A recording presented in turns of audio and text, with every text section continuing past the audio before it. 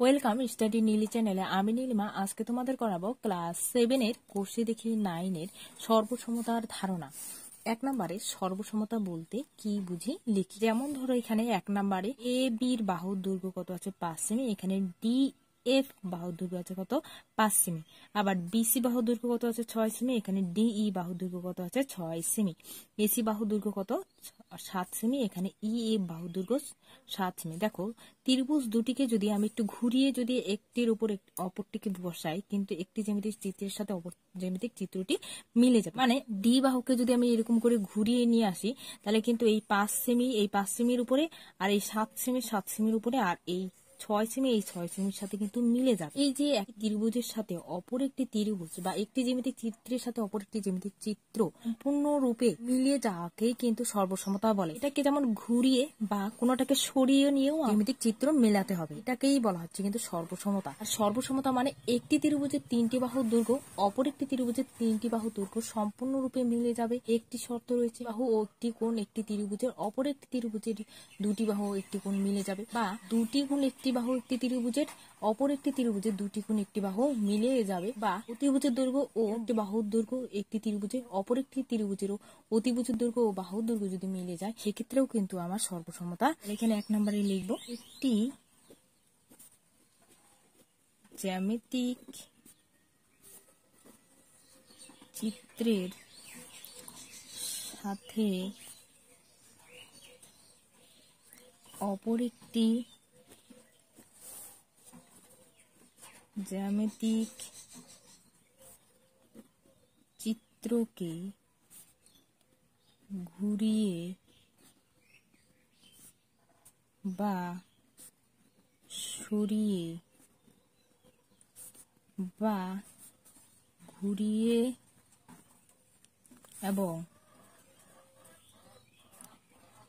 সরিয়ে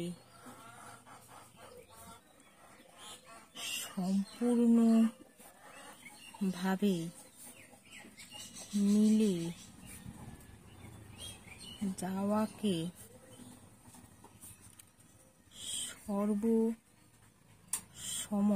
সর্বসম বলা হয়। আর এই ধর্মকে সর্বসমতা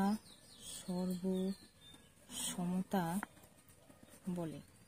দেখো এখানে বলছি একটি জ্যামিতিক চিত্রের সাথে অপর একটি জ্যামিতিক চিত্রকে ঘুরিয়ে বা সরিয়ে বা ঘুরিয়ে এবং সরিয়ে মানে ঘুরাবো এবং সরাবো দুটোই একসাথে করে সম্পূর্ণভাবে মিলে যাওয়াকে সর্বসম বলা হয়। আর এই ধর্মকে সর্বসমতা বলে। যেমন দেখো এই ত্রিভুজটির সাথে এই ত্রিভুজটি কিন্তু আমার সম্পূর্ণরূপে মিলে যাবে। যদি আমি এই ত্রিভুজটি যেমন আছে এই ত্রিভুজটাকে এইরকম করে ঘুরিয়ে দিই, তখন কিন্তু আমার এই 5 সেমিটা এখানে চলে আসবে আর এই 6 সেমিটা নিচে চলে আসবে। মানে ডি বিন্দু আমার এখানে যদি বি বিন্দুর এখানে নিয়ে আসি আর এ বিন্দুর এখানে যদি এফ বিন্দু নিয়ে আসি, তাহলে কিন্তু আমার জ্যামিতিক চিত্রটা এভাবে ঘুরিয়ে আনলে কিন্তু এই জ্যামিতিক চিত্রের সাথে এই জ্যামিতিক চিত্রটা সম্পূর্ণরূপে কিন্তু মিলে যাবে। এই মিলে যাওয়ার ধর্মটাকেই বলা হয় সর্বসমতা। 2 নম্বরে দেখো ত্রিভুজের সর্বসমতার শর্তগুলি লিখি। 2 নম্বর ত্রিভুজের সর্বসমতার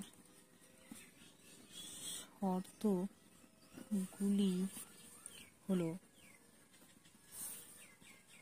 নাম্বার। এখানে দেখো 1 নম্বর শর্তে কি বলছে, একটি ত্রিভুজের 3টি বাহুর দৈর্ঘ্য অপর একটি ত্রিভুজের 3টি বাহুর দৈর্ঘ্য সমান হলে তাকে আমরা বাহু বা এসের শর্ত বলবো। মানে এই যে ত্রিভুজটি আছে এই ত্রিভুজ আর এই ত্রিভুজের যেমন এসি বাহুর দৈর্ঘ্য আর এখানে ডিএফ বাহুর দৈর্ঘ্য, আবার বিসি বাহুর দৈর্ঘ্যের সাথে ইএফ বাহুর দৈর্ঘ্য আর এডি বাহুর সাথে ডিই বাহুর দৈর্ঘ্য যদি সমান হয়, মানে একটি ত্রিভুজের 3টি বাহুর দৈর্ঘ্যের সাথে এই ত্রিভুজটিরও 3টি বাহুর দৈর্ঘ্য যদি সমান হয়, তাকে আমরা বলবো কি এ বাহু বা এস এস শর্ত। এস এস মানে কি সাইড বলবো বাহু বা এস এস এস। এস মানে হচ্ছে কি আমার সাইড, SIDE সাইড।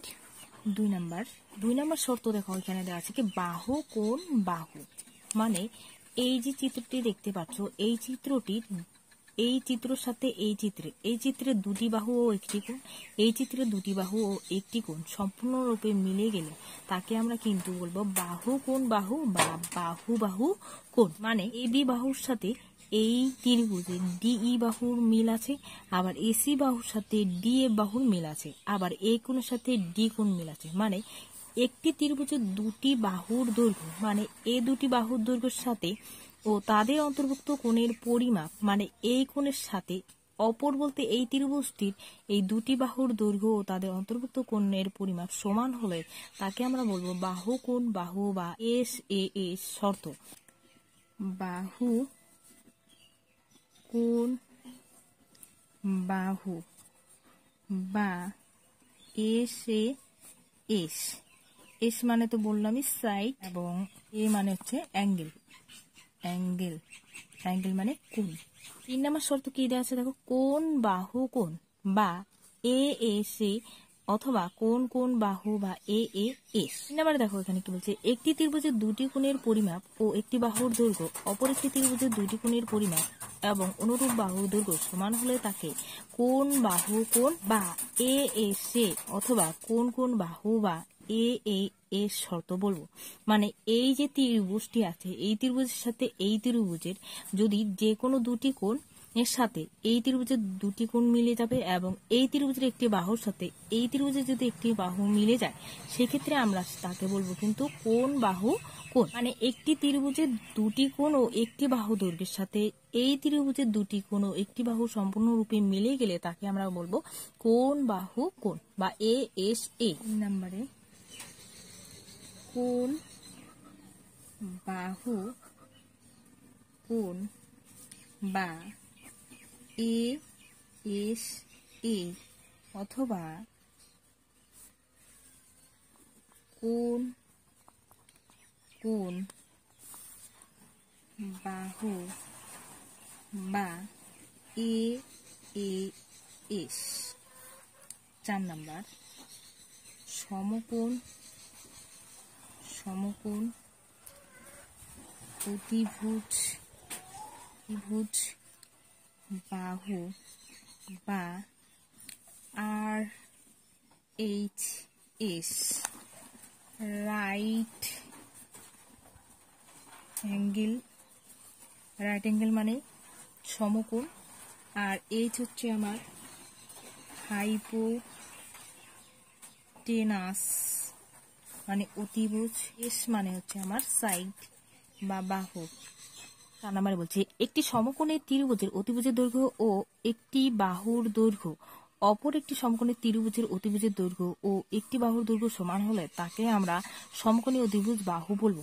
মানে এই ত্রিভুজের এই যে অতিভুজের দৈর্ঘ্য আর অপর একটি এই বাহুর দৈর্ঘ্য বা এই বাহুর দৈর্ঘ্য হতে পারে ডিই এফ ত্রিভুজের অতিভুজের দৈর্ঘ্য আর ই এ বাহুর দৈর্ঘ্য যদি সমান হয়, মানে একটি ত্রিভুজের অতিভুজের দৈর্ঘ্য ও অপর একটি বাহুর দৈর্ঘ্যের সাথে অপর একটি ত্রিভুজের অতিভুজের দৈর্ঘ্য ও একটি বাহুর দৈর্ঘ্যের সাথে যদি সম্পূর্ণরূপে মিলে যায় তাকে আমরা বলবো সমকোণ অতিভুজ। তাহলে দেখো ত্রিভুজের সর্বসমতার শর্তগুলি হলো কি, মানে একটি ত্রিভুজের 3টি বাহুর সাথে অপর একটি ত্রিভুজের 3টি বাহু যদি সম্পূর্ণরূপে মিলে যায় তখন আমরা তাকে বলবো কিন্তু ত্রিভুজের সর্বসমতার শর্ত অনুযায়ী। আবার যদি একটি ত্রিভুজের দুটি বাহু ও একটি কোণ অপর একটি ত্রিভুজের দুটি বাহু ও একটি কোণ যদি সম্পূর্ণরূপে মিলে যায় তখন আমরা তাকে বলবো বাহু কোণ বাহু সর্বসমতার শর্ত অনুযায়ী। আবার দুটি কোণ ও একটি বাহু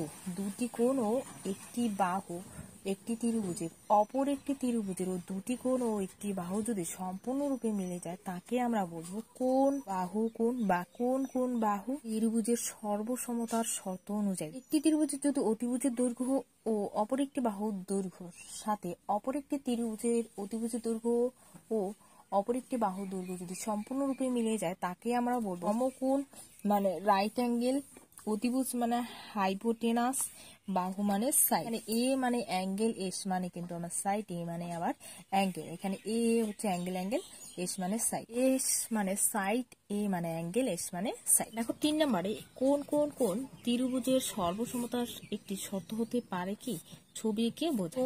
আমি একটা ছবি আগে এঁকে নিয়েছি, দেখো এখানে এই ত্রিভুজের বাহুর দৈর্ঘ্য দিয়েছি আমি 6 সেমি, এটা হচ্ছে আমার 4 সেমি, এটাও 4 সেমি, এটাও 4 সেমি, 6 সেমি, এটা 6 সেমি। এবার দেখো এই ত্রিভুজের কিন্তু বাহুর দৈর্ঘ্য তিনটাই সমান, আবার এই ত্রিভুজেরও বাহুর দৈর্ঘ্য তিনটি সমান, মানে সমবাহু ত্রিভুজ এটিও সমবাহু ত্রিভুজ। এই ত্রিভুজের তিনটি কোণের মান যা আছে এই ত্রিভুজেরও তিনটি কোণের মান একই আছে। মানে আমাকে বলছে কোন কোন কোণ ত্রিভুজের তিনটি কোণে যদি সমান হয় সেটা কি আমার সর্বসমতার শর্ত হতে পারে? এখানে দেখো এটির একটি সমবাহু ত্রিভুজ, এটিও আমার একটি সমবাহু ত্রিভুজ। এই ত্রিভুজের তিনটি বাহুর দৈর্ঘ্যের সাথে এই ত্রিভুজের তিনটি বাহুর দৈর্ঘ্য মিলবে না, বা এই ত্রিভুজটিকে এই ত্রিভুজের মধ্যে বসালে মিলবে না, বা এটি এটার মধ্যে এনে বসালেও মিলবে না। কিন্তু এই ত্রিভুজের কোণের মান তিনটি আছে 60 ডিগ্রি আছে, এই ত্রিভুজের কোণের মান তিনটি 60 ডিগ্রি আছে। তাহলে এখানে আমরা কি লিখবো, যে কোন কোন শর্ত হতে পারে কিনা সেটা আমাকে লিখতে হবে বুঝিয়ে। তাহলে আমরা এখানে লিখবো, এখানে দুটি ত্রিভুজের কোণগুলি সমান, কিন্তু একটি জ্যামিতিক চিত্রের সাথে অপর জ্যামিতিক চিত্রটি বসালে সম্পূর্ণ রূপে মিলবে না। অর্থাৎ ত্রিভুজ PQR ও ত্রিভুজ STU দুটি সর্বসম নয়। ত্রিভুজ দুটিকে সদৃশ্য কোণী বলবো। দেখো এখানে ত্রিভুজ দুটির কোণগুলির মান দেখছি কিন্তু সমান, কিন্তু এই জ্যামিতিক চিত্রের এটার উপরে এটা যদি বসায় বা এটার উপরে যদি এটা বসায় কোনোটি কিন্তু মিলবে না। তাহলে এখানে ত্রিভুজ PQR ও ত্রিভুজ STU সর্বসম নয়, ত্রিভুজ দুটি সাদৃশ্যকোণী বলা যাবে, মানে এই ত্রিভুজের কোণের সাথে এই ত্রিভুজের কোণের মিল আছে, তাই এটাকে আমরা কি বলবো, সাদৃশ্যকোণী। এটাও লিখতে পারো, এছাড়াও আরেকটি লিখে দিচ্ছি আমি, সেটাও লিখতে পারো। অর্থাৎ একটি ত্রিভুজের তিনটি কোণের পরিমাপ অপর একটি ত্রিভুজের তিনটি কোণের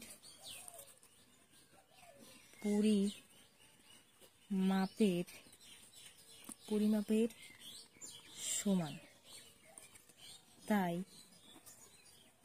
দুটি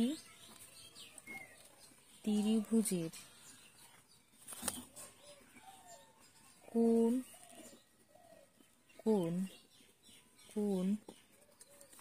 বা এ সর্বসমতার শর্ত হতে পারে না। আমরা জানি সর্বসমতার শর্ত মানে একটি ত্রিভুজের তিনটি বাহুর সাথে অপর ত্রিভুজের তিনটি বাহু মিলে যাবে, এই একটি শর্ত। বা একটি ত্রিভুজের দুটি কোণ একটি বাহু, অপর একটি ত্রিভুজের দুটি কোণ একটি বাহু মিলে গেলে সেটাও সর্বসমতা হবে। বা একটি ত্রিভুজের অতিভুজের দৈর্ঘ্য অপর একটি বাহুর দৈর্ঘ্যের সাথে অপর একটি ত্রিভুজের অতিভুজের দৈর্ঘ্য ও বাহুর দৈর্ঘ্য সম্পূর্ণরূপে মিলে গেলে সেটিও একটি শর্ত হবে।